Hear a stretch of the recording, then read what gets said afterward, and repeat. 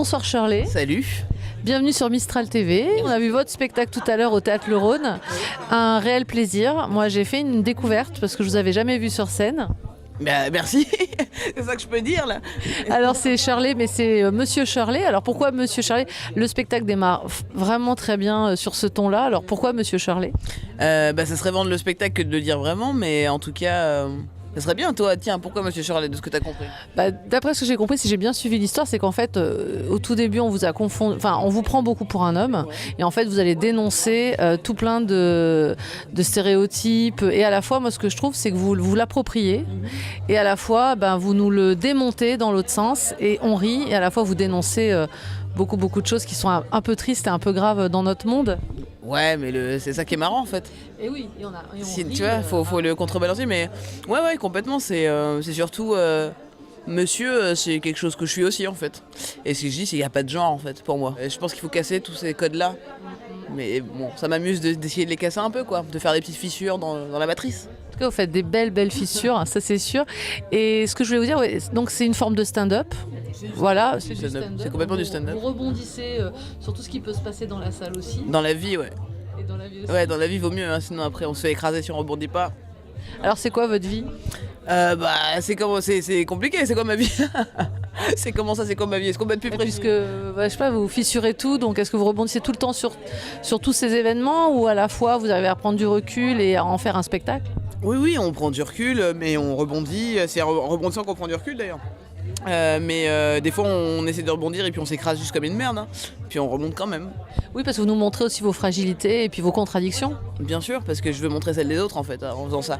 En parlant des miennes, j'espère que les autres feront le même travail chez eux après, quoi. Et c'est ce qui est très fin justement dans le spectacle, justement, c'est qu'à travers vos contradictions, on voit les nôtres et on se remet en question tout au long du spectacle et vous dénoncez vraiment des choses, c'est vraiment intelligent, quoi. Merci, c'est adorable. En tout cas, j'ai eu cette sensation ce soir, particulièrement, qu'il y avait comme des moments de malaise qui n'étaient pas forcément très gênants pour moi, mais qui devaient être lourds pour ceux qui le vivaient à ce moment-là.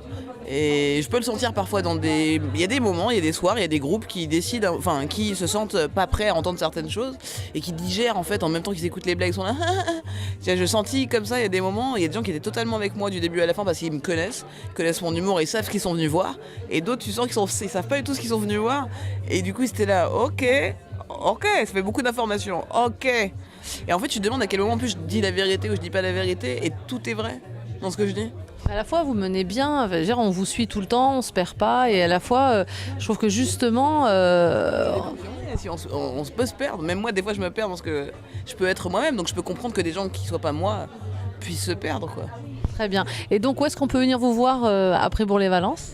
Après Bourg-les-Valences, là, ça sera la dernière date à Marseille, là c'est l'avant-dernière date aujourd'hui, et je termine la tournée 2019 là.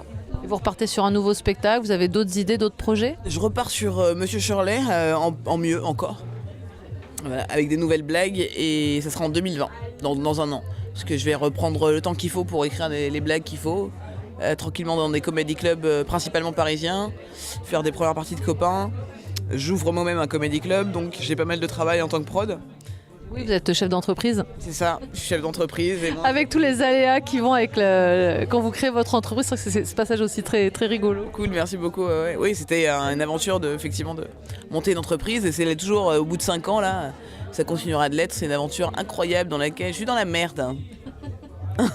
Donc venez voir Shirley, en tout cas si vous la croisez, si vous croisez Monsieur Shirley, vraiment faites le détour, arrêtez-vous, venez rire et c'est vrai que... Arrêtez pas dans la rue, faites pas des trucs chelous. Oui, parce que quand on vous arrête dans la rue... vous arrêtez pas. Quand faites coucou de loin, restons normaux, on va tous mourir. Ça c'est le mot de la fin. Et alors, est-ce qu'on peut venir avec des enfants un petit peu jeunes? Faites ce que vous voulez, mais après moi je suis pas responsable de la service après-vente, quoi, il y en a pas, quoi. Moi j'ai adoré ces passages où justement les enfants grandissent très vite dans ce spectacle. Ouais, je pense qu'à un moment donné ils ont vraiment trop grandi là. Mais non, je crois que c'est pas la place d'un enfant d'entendre ça, non. En tout cas il y a un âge où tu comprends rien du tout, un âge où tu commences à trop comprendre, et un âge, en fait il y a, je dirais qu'à partir de 14 ans ça devient possible d'entendre mon discours. Visible, je pense. Ouais, c'est ça, sinon avant c'est un peu trop jeune. Moi, je trouve aussi. Et c'est même trop perturbant. Ouais.